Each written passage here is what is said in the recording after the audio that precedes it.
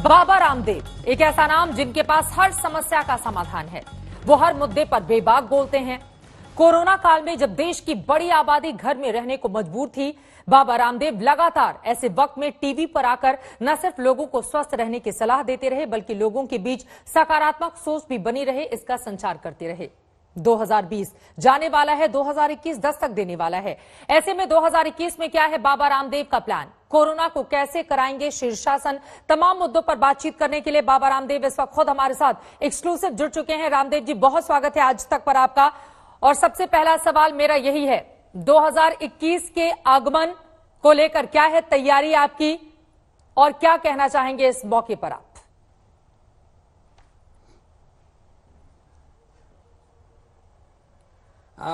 प्रणाम मेरी बहन चित्रा जी। और मैं आज अकेला ही नहीं आया, मैंने आज पूज्य आचार्य भाषण जी को भी कहा कि हम साथ साथ मिलकर के संगच्छध्वम संवदध्वम संवो मनांसी जानताम, हम एक नए भारत के निर्माण के लिए, आत्मनिर्भर भारत के निर्माण के लिए, जो पूरे देश में और दुनिया में ड्रग माफिया, दवा माफिया, शिक्षा माफिया और अलग अलग क्षेत्रों में जो मजहबी माफिया, सामाजिक माफिया, वैचारिक उन्माद फैलाने वाले जो माफिया तंत्र है, उस पूरे षड्यंत्र के खिलाफ हम लोकल फॉर वोकल की आवाज बुलंद करेंगे, भारत को आत्मनिर्भर बनाएंगे।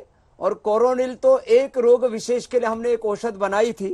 कोरोनिल के साथ साथ हमने पीड़ानिल, ऑर्थोग्रीट, कार्डियोग्रीट, तमाम वो रोग जिनकी दवाओं के लिए लोग एलोपैथी पर, विदेशी दवा पर निर्भर थे जी, तो सभी दवाओं का स्वदेशी विकल्प, माने कोलेस्ट्रोल से लेकर के BP, sugar, arthritis, depression, anxiety से लेकर के, और न्यूट्रिशटिकल बिजनेस में हम नहीं गए थे। तो ये नई खबर आपको ब्रेकिंग दे रहा हूं आज तक के ऊपर।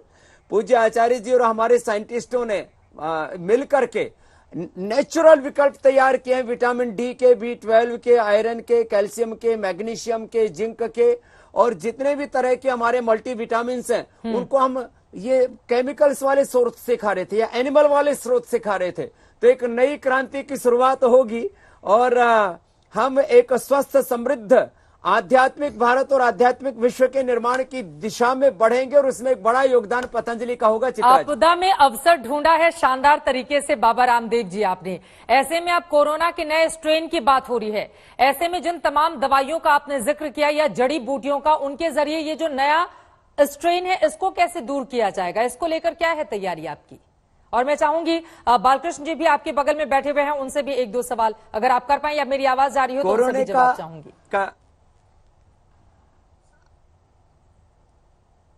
बिल्कुल आपकी आवाज आचार्य जी तक भी पहुंच रही है। ठीक है सर। और कोरोना के ऊपर जो पहले भी रिसर्च किया, मैं आचार्य जी से चाहूंगा, क्योंकि वो पूज्य आचार्य जी के नेतृत्व में हुआ था और उसके ऊपर भी पूरा साइंटिफिक डॉक्यूमेंटेशन का काम चल रहा है। और नया अवतार के लिए भी ये अणुतेल, स्वासारी, कोरोनिल के साथ साथ हमने स्वासारी गोल्ड, माने स्वासारी, त्रिकुटा, सितुपलादी, अभ्रक, स्वर्ण, वसंत, मालती के साथ हमने भी एक नया अवतार और स्वासारी का तैयार कर दिया है। तो हम नए स्टैंड के लिए भी तैयार हैं और पुराना भी जो कार्य हुआ है, मैं आचार्य जी से चाहूंगा उसके ऊपर भी थोड़ा सा कार्य बताएंगे कि जिससे कि हमने करोड़ों लोगों की जान बचाई है। जी मुझे ये बात को बताते बहुत खुशी है कि हमारी लगभग 500 साइंटिस्टों ने दिन रात काम किया और आयुर्वेद के ऊपर, जब आयुष का कोई भी गाइडलाइन आने से पहले पतंजलि की जो गाइडलाइन है उसको अक्षरशः आयुष विभाग ने फॉलो भी किया, हमें खुशी है। और आयुर्वेदिक औषधियां किस तरह से काम करती हैं कोरोना के ऊपर, पूरा जिसको हम एविडेंस बेस्ड मेडिसिन की बात करते हैं, चाहे इन विवो है, इन विट्रो है, प्री क्लिनिकल से लेकर के क्लिनिकल से लेकर के, हम लोगों ने उसके बाद में साइकोसोमेटिक स्टडी तक का काम हम लोगों ने बहुत इन डेप्थ जाकर के काम किया और उनके रिजल्ट्स को और एविडेंस को हमने परखने के बाद में हमने पूरी दुनिया का सामने रखा।